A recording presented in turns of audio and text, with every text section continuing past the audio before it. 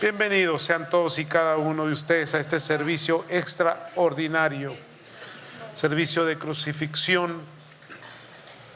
Antes de entrar en la palabra, quisiera hacer algunos comentarios. No es que, hermanos, practiquemos algún tipo de religión, de procesión por las fechas. Aún las fechas, cuando vas al calendario gregoriano, vas a encontrar que no hay no concuerdan muy bien con las fechas judías, hermanos, establecidas en el día de la crucifixión. Pero para mí viene a ser un tiempo muy importante por varias razones. Por ejemplo, Navidad es exactamente lo mismo, hermano. No hay una concordancia de fechas.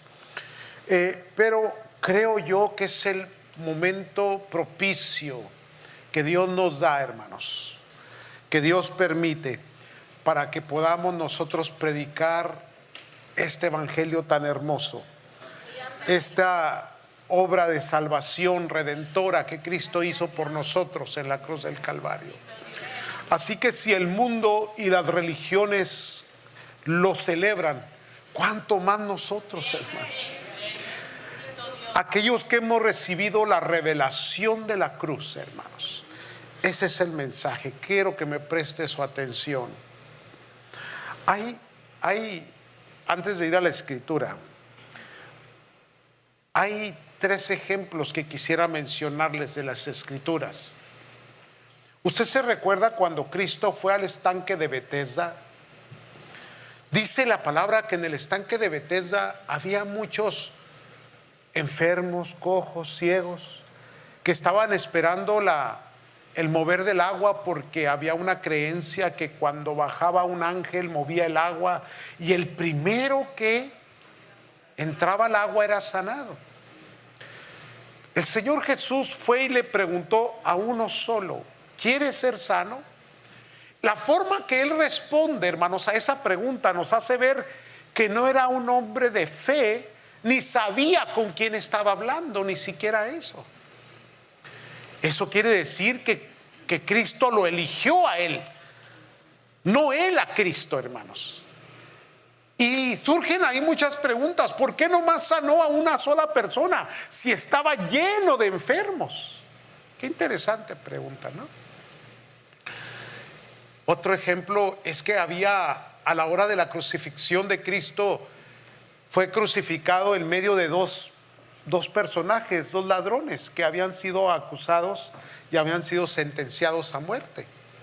Uno de ellos lleva un arrepentimiento, el otro lleva palabras condenatorias, aún en contra de Cristo Jesús. Mi pregunta es: ¿por qué uno sí y el otro no? ¿Me están aquí? El capítulo 15 de Marcos dice que cuando Cristo estaba ya para entregar su espíritu, hubo un centurión que dijo: verdaderamente este es el Hijo de Dios. Tuvo una revelación el hombre de que...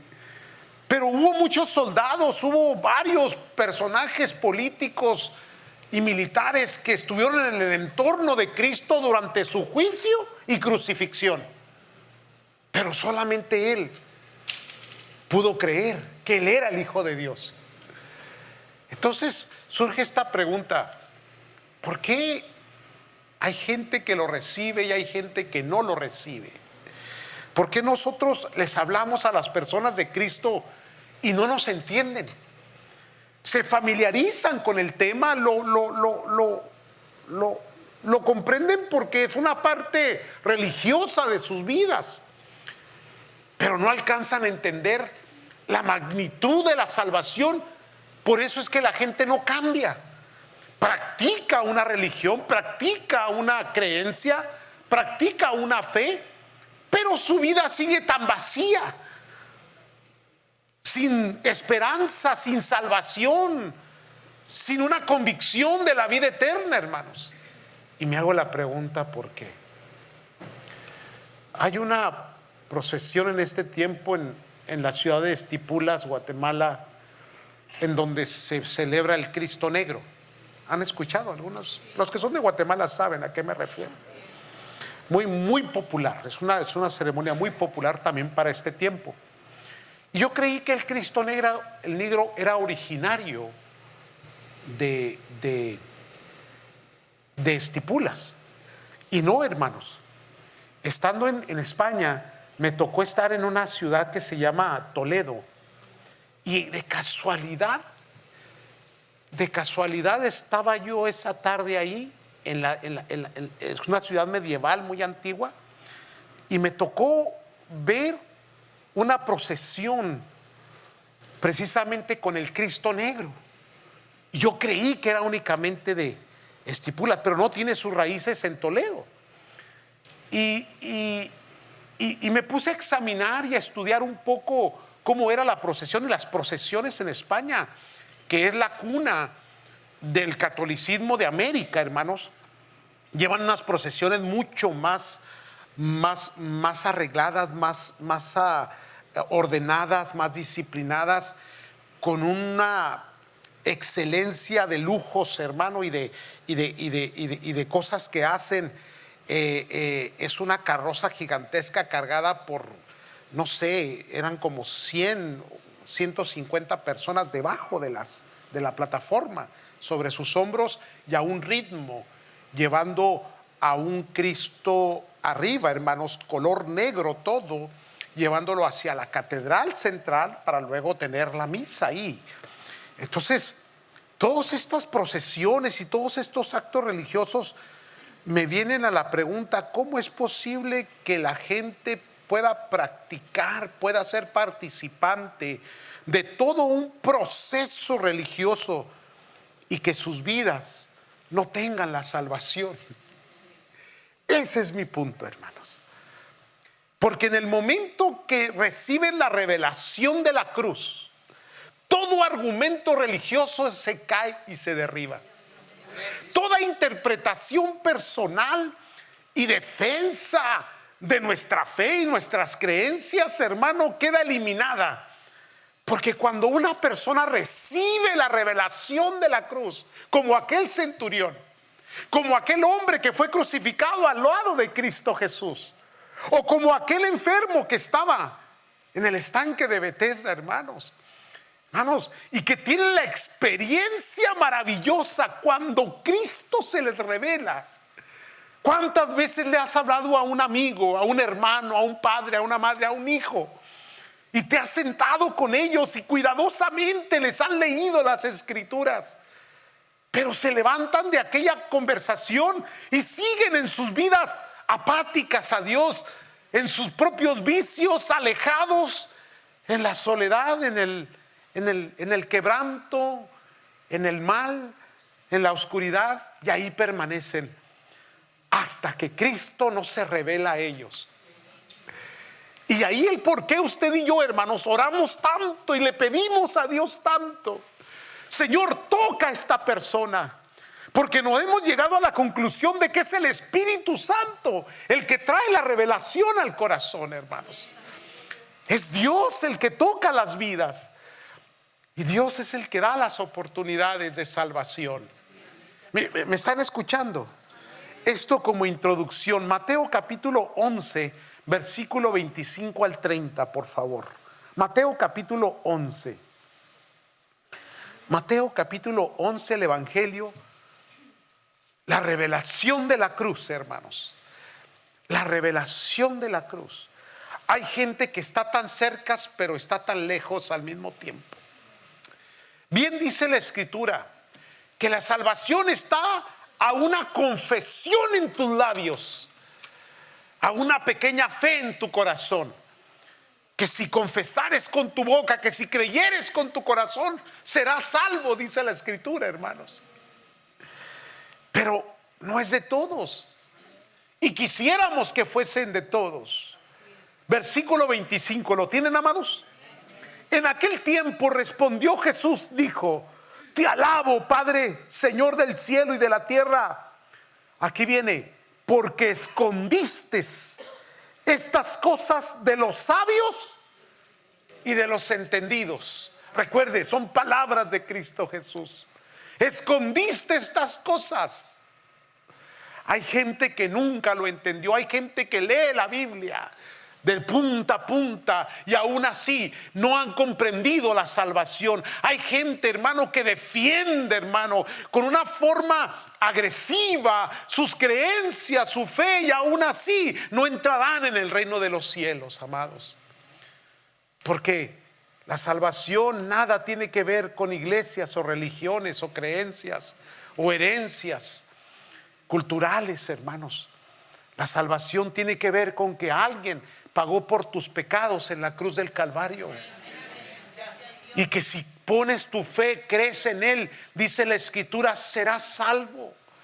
No le pertenece a una iglesia la salvación, no le pertenece a una organización, no le pertenece a una procesión, le pertenece a la humanidad, para aquel que pueda creer, aquel que pueda abrir sus ojos, sus oídos, su mente, su corazón, su alma, para creer que verdaderamente ese Cristo murió por él en la cruz del Calvario. Y entonces se produce lo que la Biblia dice, el nuevo nacimiento en Cristo Jesús. Pero no fue para todos. Dice el Señor, lo escondiste, estas cosas de los sabios y de los entendidos. Pero mire lo que dice enseguida, y lo revelaste a los niños. Entonces yo me ponía a estudiar por qué dice a los niños, por qué a los infantes. Y no se refería exactamente que eran los niños los que entendían la salvación, sino el carácter de un niño, porque el Señor Jesús usó en varias ocasiones este mismo elemento, esta misma enseñanza. Si no recibieres el reino de los cielos como a un niño, no puedes entrar en él. ¿Se recuerda, hermano? Entonces el Señor Jesús lo que está diciendo es que el niño tiene inocencia, es que el niño es humilde, es que el niño cree lo que se le diga. Entonces la sencillez del evangelio, la simplicidad del evangelio, hermano, se da, y el que razona y el que busca lógica y el que es estudioso y el que busca, hermanos, tratando de entenderlo, jamás lo va a comprender, porque el mensaje es tan simple y tan sencillo como este. Somos pecadores y ante Dios no tenemos salvación, pero alguien tomó nuestro lugar, hermanos, pagó por nuestros pecados, y esa es la salvación, la revelación de la cruz, hermano. Por ello es que a la hora de acercarse, de oír, hay que escuchar como un niño con inocencia, en la simplicidad infantil del evangelio, hermano. Sencillo. Y cuando abres tu corazón, entonces vas a poder comprender y entender lo que Cristo ha hecho por tu vida, y lo vas a atesorar y vas a nacer de nuevo, y será una experiencia maravillosa, porque todos aquellos que hemos entrado por la cruz, jamás se nos olvida el día que recibimos a Cristo, hermano. Y aún después de recibirle, perseveramos en él. Nuestras vidas fueran cambiadas y transformadas, regeneradas por el poder de Dios, hermano. Y por eso es que ahora le servimos y le amamos y estamos en la casa de Dios. Y a veces nos miran como fanáticos, como extremistas, pero no es otra cosa sino la experiencia de un Dios vivo en nuestros corazones y nuestras almas. La revelación de la cruz, hermano. La revelación de la cruz. Lo que tú necesitas es la revelación de la cruz. Que entiendas por qué y para qué, la razón, el motivo. Entiende que esa crucifixión, considerado en su tiempo tanto religiosamente como políticamente, era una maldición. Pero es que el pecado es una maldición. Entonces fue el instrumento que Dios usó, hermano.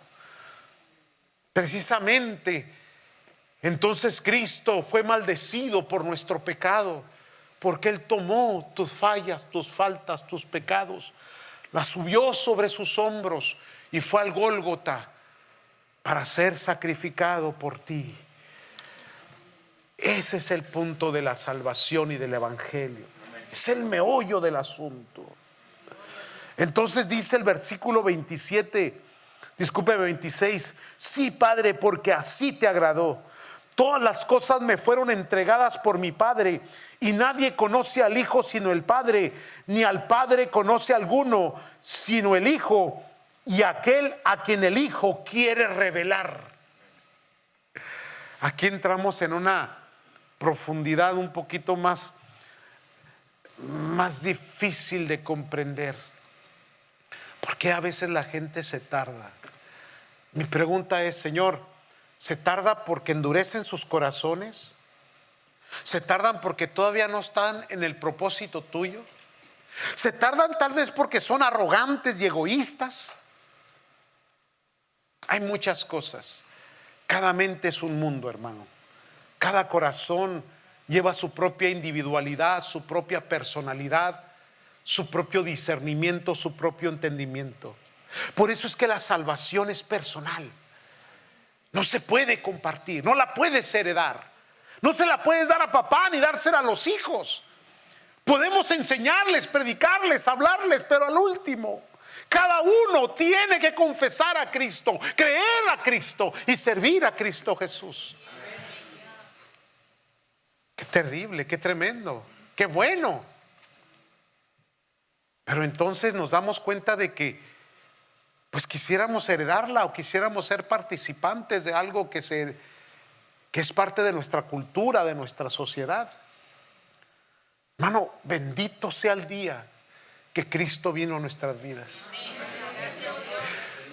Y por eso es que nadie nos podrá entender, hermano, y siempre seremos criticados, y siempre seremos señalados, y siempre habrá pleitos y contiendas contra esta doctrina y enseñanza.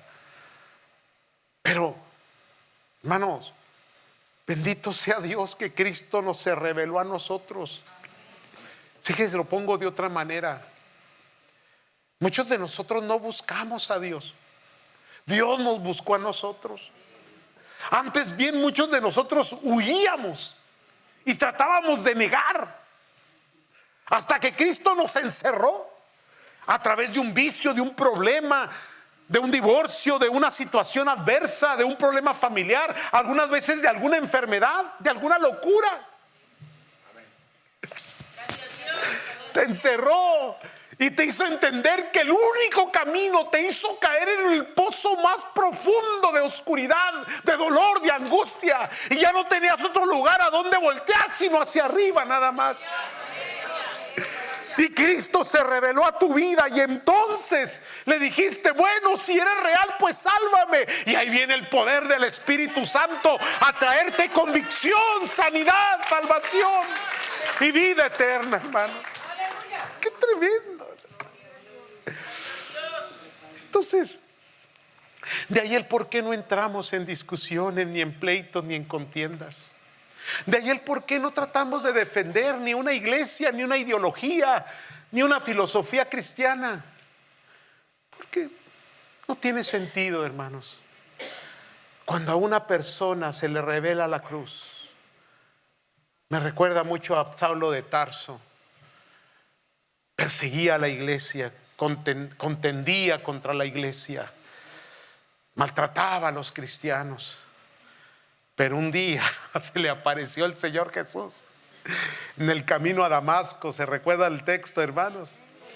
Y aquel hombre que perseguía a la iglesia ahora la defendía, ahora predicaba el evangelio. Una transformación completa y total.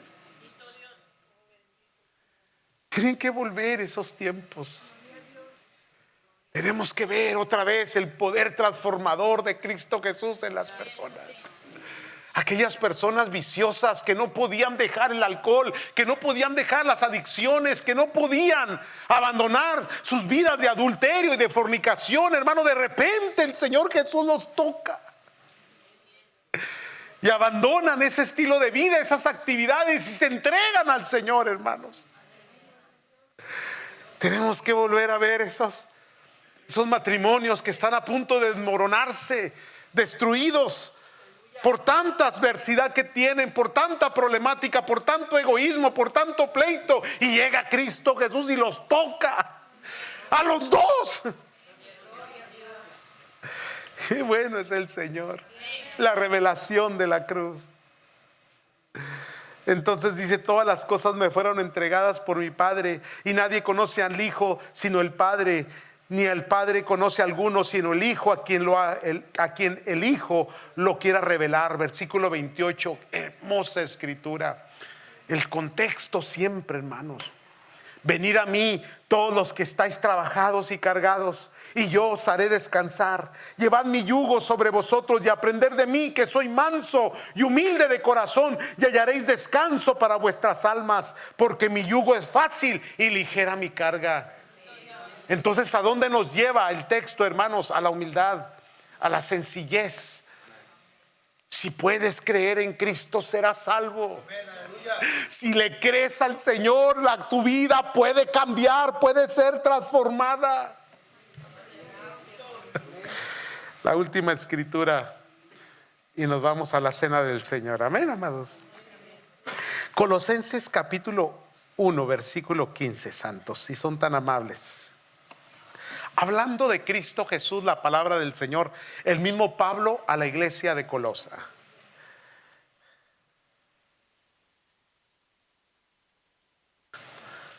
Colosenses capítulo 1, versículo 15 al 23. Estamos hablando de la revelación de la cruz, hermanos. No es un día ceremonial, aunque puede serlo. Lo podemos convertir en ello, en un acto religioso a un cristiano evangélico. Pero es más que todo eso, hermanos. El versículo 15 nos dice: Él es la imagen del Dios invisible. Está hablando de la persona de Cristo, el primogénito de toda creación, porque en Él fueron creadas todas las cosas, y las que hay en el cielo y las que hay en la tierra, visibles e invisibles, sean tronos, sean dominios, sean principados, sean potestades. Todo fue creado por medio de Él y para Él. Recuerde, está hablando de Cristo Jesús. Y Él es antes de todas las cosas, y todas las cosas en Él subsisten. Versículo 18. Y Él es la cabeza del cuerpo, que es la iglesia, el que es el principio, el primogénito de entre los muertos, para que en todo tenga la preeminencia. Versículo 19. Por cuanto agradó al Padre que en Él habitase toda la plenitud, y por medio de Él reconciliar consigo todas las cosas, así las que están en la tierra como las que están en los cielos, haciendo la paz mediante la sangre de su cruz. Dos elementos importantes aquí: cruz y sangre.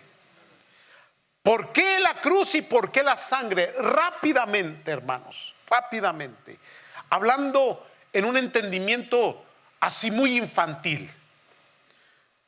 No infantil de ignorancia, me refiero infantil de sencillez. La paga del pecado es muerte. Porque Dios aborrece el pecado. Porque la naturaleza humana es de continuo tener rebelión contra Dios por el pecado en que vivimos, el que hemos heredado y el que heredamos a nuestros hijos. Ese es el pecado. Pero desde el principio Dios estableció métodos y dijo: cuando se ha pecado, alguien tiene que morir. Y se puso, hermanos, en la ley, y aún antes de la ley se establecieron formas que para poderse acercar a Dios tenía que haber derramamiento de sangre. O sea, tenía que haber muerte, porque la paga del pecado es muerte. Pero esos sacrificios, dice Hebreos, que limpiaban únicamente temporalmente y a una conciencia, ni siquiera era algo permanente. Entonces Dios estableció un solo sacrificio completo y total. Pero ese sacrificio tenía que ser perfecto. Y ahí precisamente, hermanos, es donde no se encontró ningún elemento, ningún ser viviente que tuviese la capacidad de ser puro y santo, sino la misma divinidad. Y de tal manera amó Dios al mundo que ha dado a su Hijo unigénito, para que todo aquel que en Él crea no se pierda, mas tenga vida eterna. Entonces Dios envió a su unigénito, y esa era la obra que Él tenía que hacer. Él se preparó todo su tiempo para eso. ¿Para qué, hermano? Para ir a entregar su propio cuerpo en sacrificio por el derramamiento de su sangre para el perdón de nuestros pecados. Esa es la sencillez. Pero le han agregado tantas cosas, instrumentos, formas, ideas, una agregación, hermano, de liturgias y de métodos, cuando la fórmula sigue siendo la misma. La sangre derramada en la cruz del Calvario ha perdonado todos tus pecados y te ha hecho apto para estar en la presencia de Dios, hermano. Por ello tenía que ir a la cruz. Entonces el Señor Jesús, Él mismo dijo: a mí nadie me quita la vida, porque hay una discusión religiosa de muchos siglos. ¿Quién mató a Cristo? ¿Los romanos o los judíos? Ni uno ni el otro, porque el mismo Señor Jesús responde esa pregunta: nadie me quita la vida, yo la pongo por vosotros.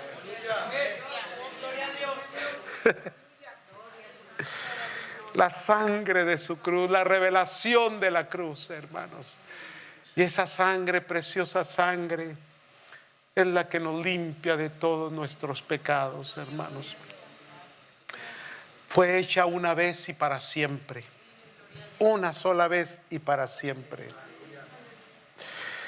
Versículo 21, vamos de bajadita, terminando ya. Porque usted que ha recibido la revelación de la cruz ahora entiende por qué estamos aquí. No va a haber una procesión. Lo que va a haber es una adoración a Dios, hermano.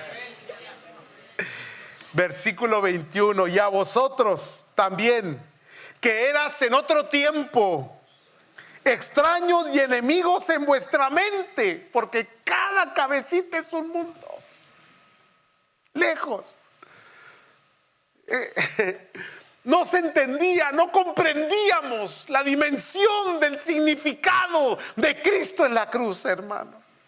Y dice la Escritura: haciendo malas obras, ahora os ha reconciliado en su cuerpo de carne. O sea, su cuerpo mutilado, su cuerpo latigado, su cuerpo azotado, hermano, su cuerpo crucificado, es lo que nos ha reconciliado por medio de la muerte, para presentarnos santos y sin mancha e irreprensibles delante de Él. ¿Cuánto has pecado? ¿Qué tan malo has sido? ¿Hasta dónde has llegado? ¿Cuáles han sido los extremos donde has estado? ¿Cuánta fue tu locura? ¿Cuánto fue tu vicio? ¿Cuánta fue tu desobediencia? ¿Cuánto desorden has tenido? Yo te digo, hoy hay esperanza. No hay pecado que Cristo no pueda perdonar. No hay persona que Dios no pueda levantar. La sangre de Cristo nos limpia de todo pecado, hermano. Puedes estar perdido en tu mente y Cristo te hace volver. Él te hace entender y comprender por ese sacrificio, para presentarte santo y sin mancha e irreprensible delante de Él. Versículo 23: si en verdad permanecéis fundados y firmes en la fe y sin moveos de la esperanza del evangelio que habéis ¿qué? Porque la palabra, porque la fe viene por Él y el oír, el cual se predica en toda la creación que está debajo del cielo, del cual yo, Pablo, fui hecho ministro de él, hermanos. Eso es lo que hacemos. Concluyo con esto. No nos corresponde a nosotros salvar a nadie, ni convencer a nadie. Mi trabajo es predicarle el evangelio tal y como está en el texto. Decirles que Cristo les ama y que Él murió por ustedes en la cruz del Calvario. Y es el Espíritu Santo el que se va a revelar. Es Cristo el que se va a revelar a los corazones. Es Cristo el que va a ir al estanque de Betesda y te va a sacar de ahí. Es Cristo el que va a mostrarte a tu corazón y vas a decir: verdaderamente es el Hijo de Dios, es el Salvador, es el Señor el que lo hace. Y sabe una cosa, Dios va a salvar mucha gente, hermano, y los va a traer y los va a acorralar y los va a sanar y los va a restaurar y los va a levantar y los va a añadir al cuerpo de Cristo Jesús, hermanos. Usted sígale predicando, háblele al hijo, háblele a papá, háblele a mamá, háblele al primo, háblele al vecino, dígaselo. Usted no lo va a salvar, pero el Cristo que estamos sirviendo sí los va a salvar y los va a cambiar y los va a transformar, hermanos. La sangre de Cristo nos limpia de todo pecado. Amén, amados. Pónganse de pie, por favor.